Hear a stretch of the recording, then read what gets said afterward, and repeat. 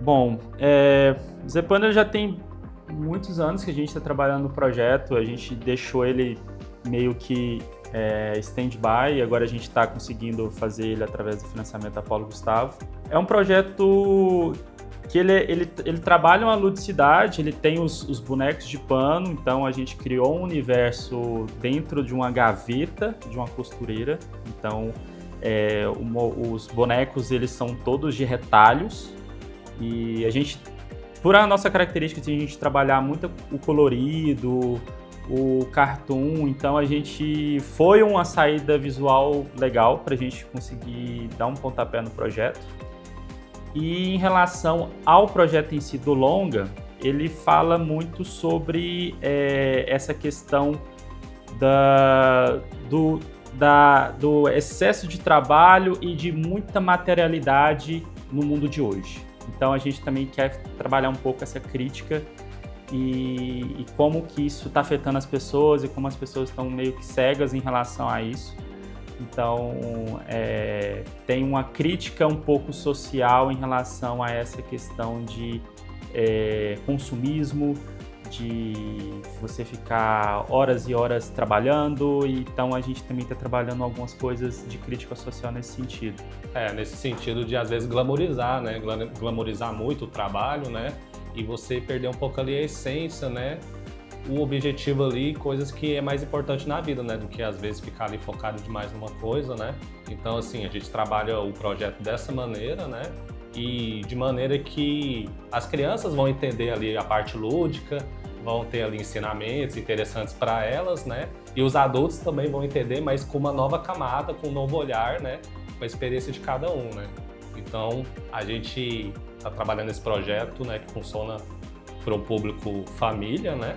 Que pode ser tanto para os pais quanto para as crianças, né? E cada um vai ter uma compreensão diferente e vai sair ali satisfeito, né?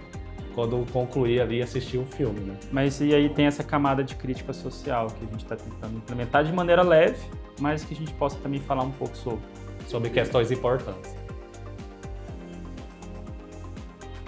A saída visual que a gente fez para o projeto, eu acho que vai muito com o que a gente dialoga dentro do Província. Assim, a gente gosta muito de cor, então retalho tem muita cor. Então a gente podia trabalhar, é como se a gente pegasse um retalho de vó, né, daquelas coxas de retalho, e a gente conseguisse trabalhar aquelas sobreposições de cores. Então a gente pensou esteticamente o visual dos personagens nisso.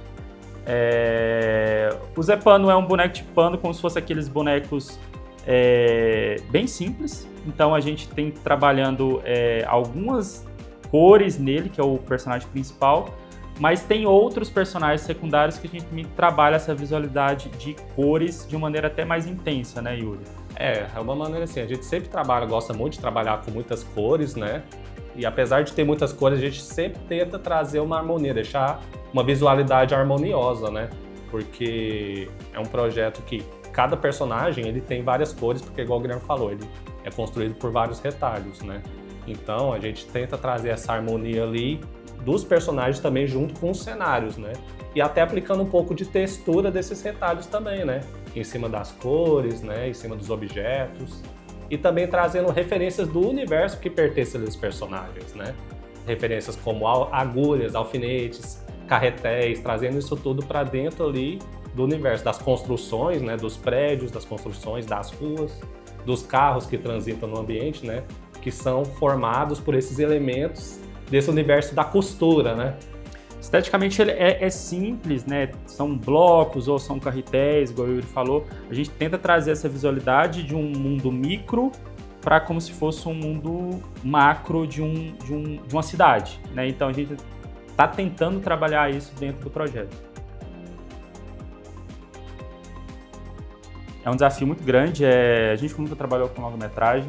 É outra minutagem, né? É outra minutagem, a gente produz e não tem um material ainda. Então, uma sensação do todo, né? Num curto prazo, né? Você precisa produzir muito para ter a sensação do todo, né?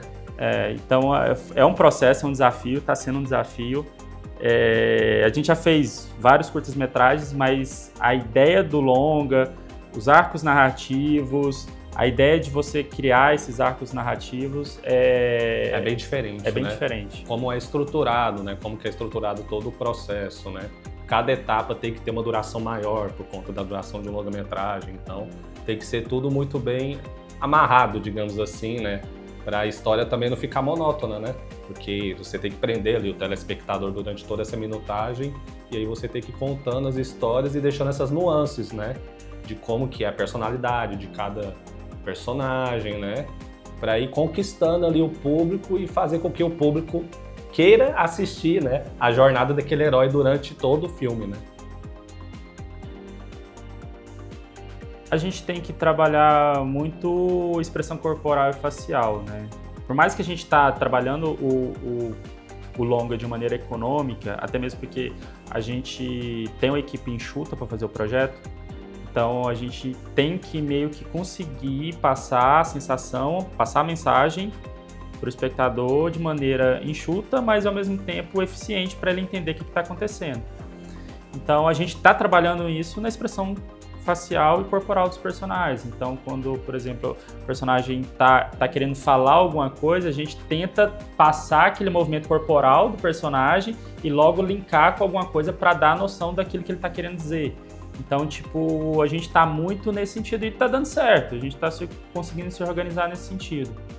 Exatamente. E aí você reforça isso também com a personalidade de cada personagem, né? Cada personagem tem uma personalidade diferente, única, né? Então, se é um personagem mais tímido, ele vai ter uma expressão, uma movimentação mais comedida, né? Mais retraída, enquanto o outro que é mais expansivo, ele vai ter gestos mais rápidos, mais frequentes, né? Então, isso tudo para demonstrar a personalidade e para passar a mensagem, mais uma vez, para o telespectador realmente entender, né? O que o personagem está querendo dizer sem ter o uso de falas, né? Sem a linguagem verbal, né? É um desafio, né? Mas é uma coisa que a gente se propôs a fazer, né? E a gente espera que dê certo e que o pessoal goste, né? Eu acho que em termos de estado de Goiás, a gente está sendo um dos primeiros. A gente conhece, por exemplo, o pessoal da Amandra. O pessoal da Amandra tem um longa de animação, né, que é a Ilha dos Ilus. Até a gente ajudou um pouco na pré-produção, na época e tal. E, enfim, está acontecendo uma movimentação interessante em relação a isso.